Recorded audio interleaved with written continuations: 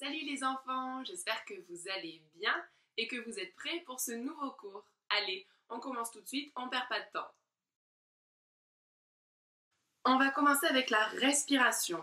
Vous vous souvenez, on respire avec le ventre, c'est-à-dire que notre ventre il va se gonfler et se dégonfler à l'inspiration et à l'expiration. Et quand on inspire, c'est-à-dire quand on prend de l'air, on respire avec le nez. Et quand on expire, quand on souffle, on le fait avec la bouche. On est parti, on met nos mains sur le ventre et on essaye de bien voir si notre ventre gonfle et se dégonfle. On y va, on prend l'inspiration, le ventre se gonfle et on expire.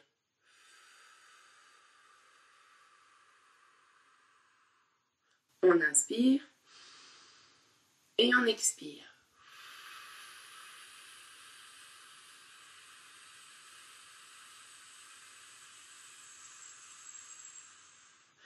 Vous vous souvenez, on essaye de ne pas faire d'un coup, mais de lâcher l'air au fur et à mesure, tout doucement, pour tenir le plus longtemps possible. On va faire un exercice des montagnes russes. Vous voyez ce que c'est des montagnes russes? Dans les parcs d'attractions, d'accord, ce sont des manèges qui montent, qui descendent, qui font des tours comme ça. Et bien nous, on va faire ça avec notre voix. On va utiliser le son O. Donc vous démarrez comme vous voulez, vous imaginez dans votre tête ce que vous voulez, mais je veux qu'il y ait des variations, d'accord? Je vais le faire et vous le faites aussi comme vous voulez, mais au moins vous voyez un petit peu ce que c'est. On inspire et on est parti.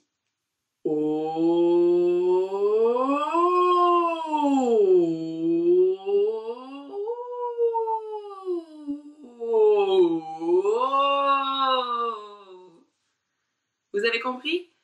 À vous de jouer. Pour bien finir de réveiller le visage, aujourd'hui, on va faire des petits tapotis sur le visage. On va utiliser nos doigts et on va taper un petit peu tout doucement sur notre visage.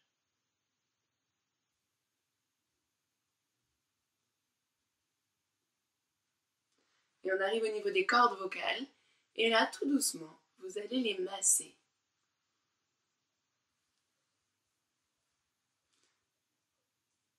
Comme je vous l'avais dit la semaine dernière, aujourd'hui, on va passer à une phrase un petit peu plus compliquée que Tadala. Alors attention, écoutez bien. Bapa, data, gaka. On va faire ça avec toutes les voyelles. Les deux premières, vous avez vu, ça se passe au niveau des lèvres. Ba-pa. Et je veux que vous exagériez comme ça. Ensuite, ça se passe au niveau du palais. Mais regardez ce que votre langue fait. Da-ta. Elle vient au palais et à chaque fois elle descend. Et les deux derniers, ça se passe au niveau de la gorge. Ga-ka.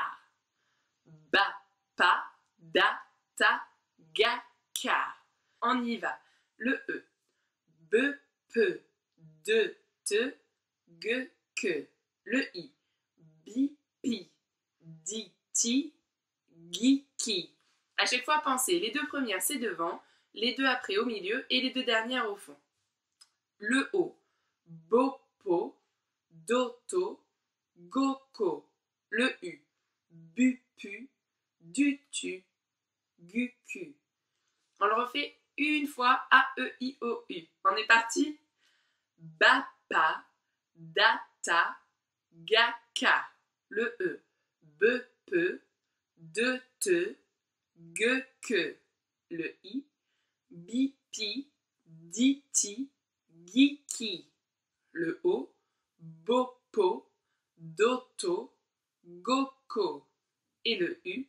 Bupu, dutu, gucu. Bien, c'est compliqué, hein? On va l'apprendre et au fur et à mesure, on le dira de plus en plus vite. Maintenant, on va reprendre nos virelangues. On avait fait il y a quelque temps piano, panier. Maintenant, on va faire un petit peu le même genre, mais avec les mots fruits cuits, fruits crus. Fruits cuits, fruits crus.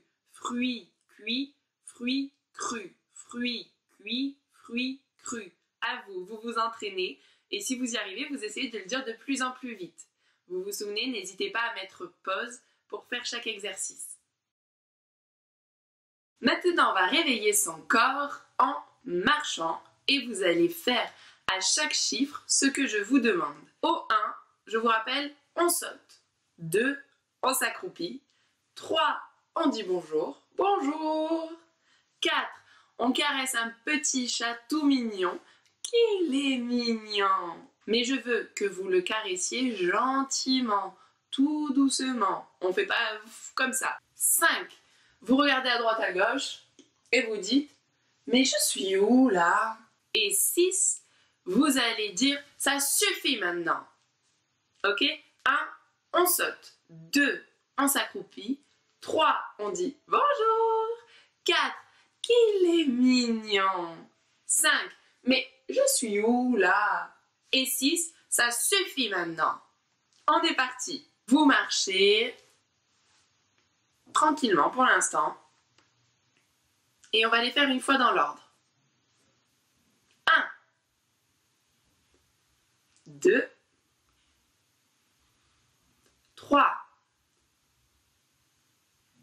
4, 5, 6. Maintenant, on y va, mais dans le désordre. On marche. 4, 2, 6, 3, 1, 5, 2, 6, 5, 3. Maintenant, on marche, mais rapide. On est pressé. Donc, on fait tout de manière pressée. On est parti. 1,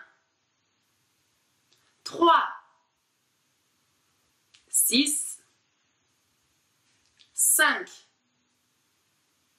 2, 4, 1, 2, 4. Ok, maintenant on est fatigué, on marche lentement.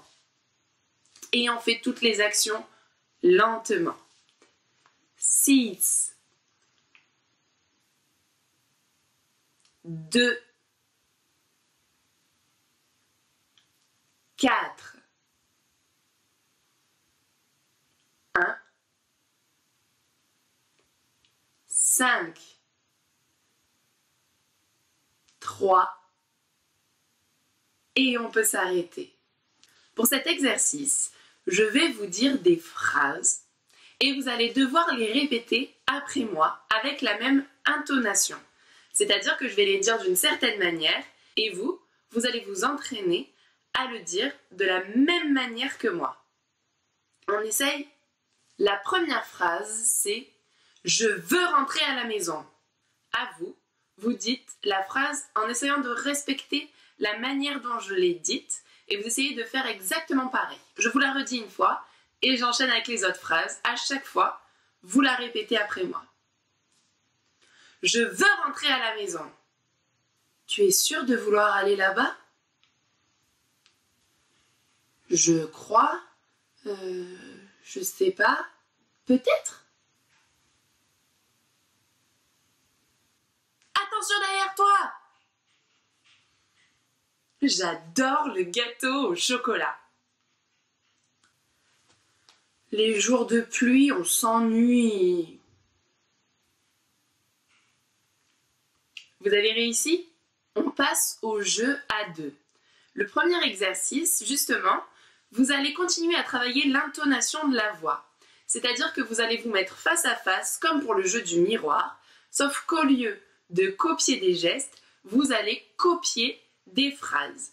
C'est-à-dire que par exemple, vous pouvez prendre une phrase que vous allez utiliser tout l'exercice, je sais pas, il fait beau aujourd'hui, et vous allez changer la manière de le dire. Par exemple, au début, vous allez la dire en chuchotant, il fait beau aujourd'hui, ou en chantant, ou en parlant lentement.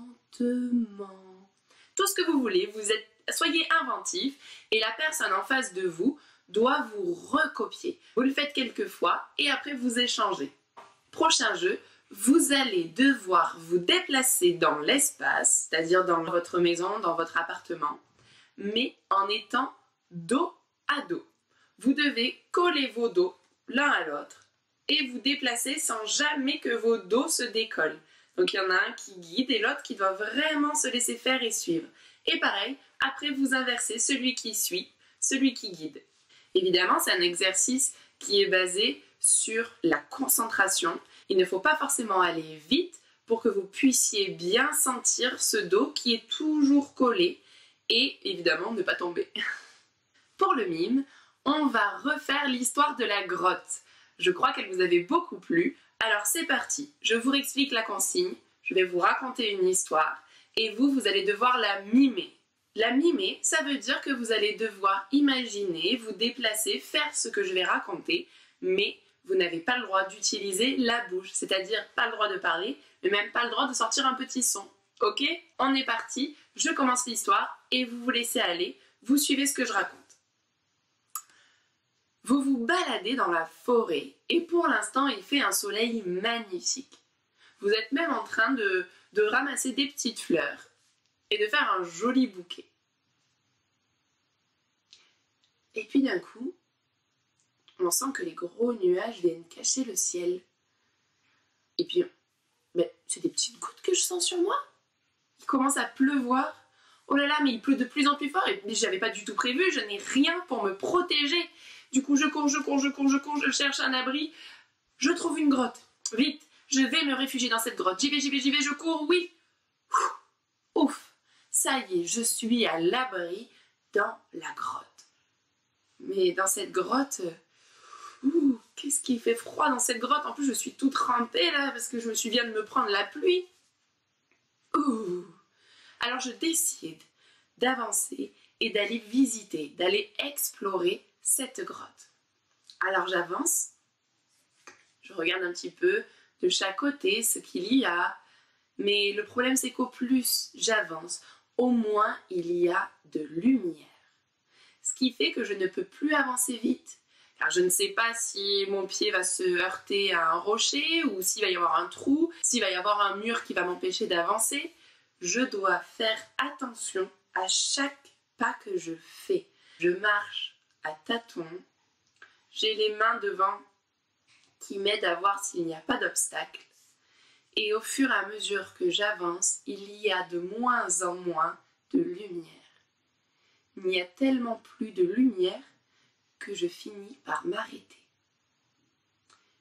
Et puis je me tourne et au loin, très très loin, je vois une toute petite lumière.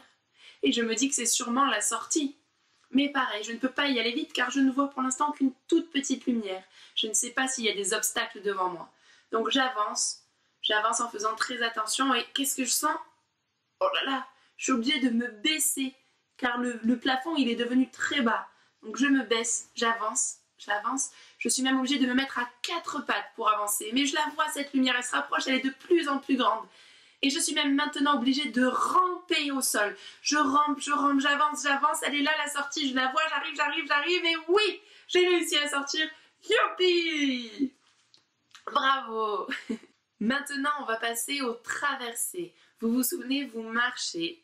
Je vais vous donner une intention, un métier, peu importe, je vais vous donner quelque chose et vous allez devoir le mimer. Mais cette fois, vous avez aussi le droit de parler si vous voulez. On va commencer. Vous êtes affamé. Vous avez très faim. Puis maintenant, vous arrivez dans une maison hantée. Vous explorez cette maison hantée, ou vous partez en courant, ou vous n'avez peut-être pas peur, je ne sais pas. Et si maintenant je vous dis que vous êtes un professeur, une maîtresse, un maître d'école? Et si maintenant je vous dis que vous êtes un canard? Maintenant vous êtes un magicien. Vous marchez dans un pays chaud. Mais vraiment il fait très chaud. Et si maintenant je vous dis que vous êtes une star de cinéma? Et maintenant, vous êtes une tortue. Une tortue, ça se déplace lentement. Et en vous déplaçant comme une tortue, vous allez vous mettre au sol dans la position que vous voulez, mais la plus détendue possible. Et le plus de parties de votre corps au sol. Vous êtes complètement couché au sol, vous fermez les yeux et vous respirez tranquillement. On prend ce petit temps pour se détendre.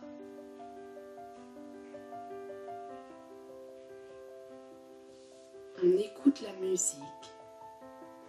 Peut-être qu'on la connaît, peut-être qu'on ne l'a jamais entendue, mais on la laisse nous guider dans notre respiration, dans ce petit moment calme, ce moment pour soi.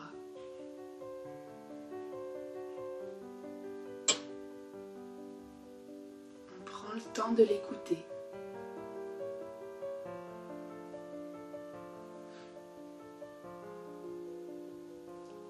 Et puis on peut se mettre à bouger tout doucement en ouvrant les yeux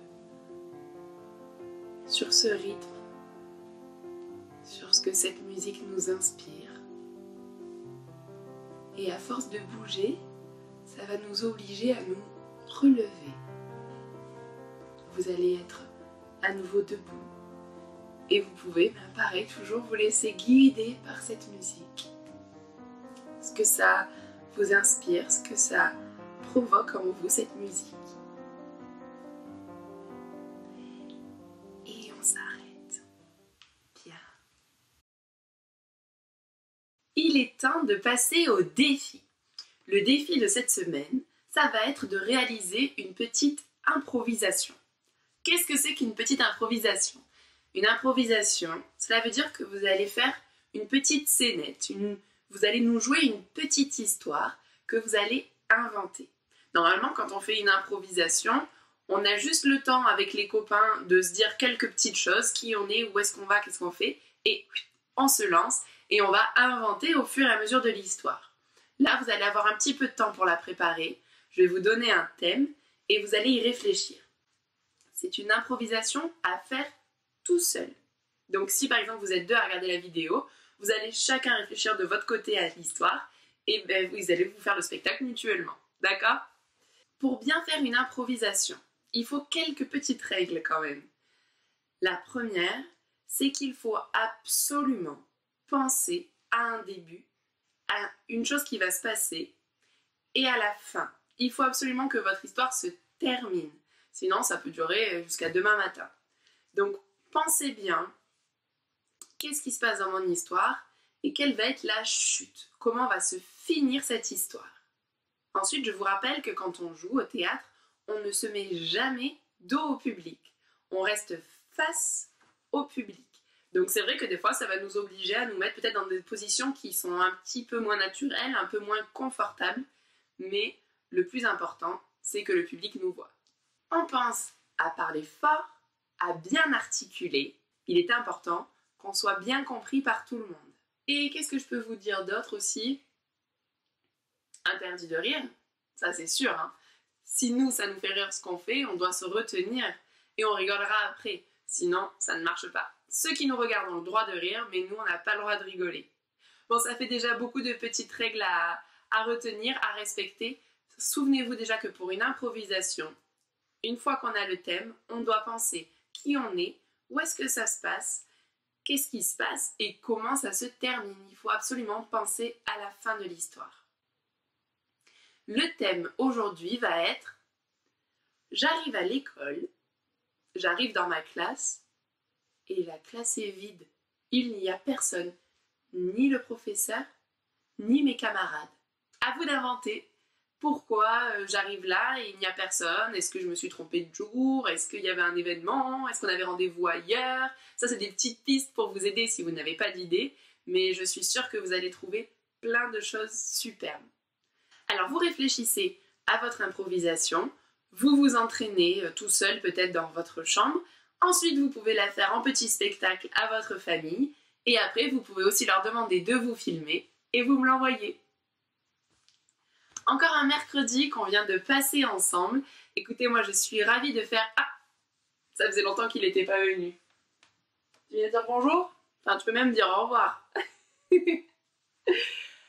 Passez une bonne journée et puis je vous dis bon cours, bonne semaine et prenez soin de vous. Au revoir!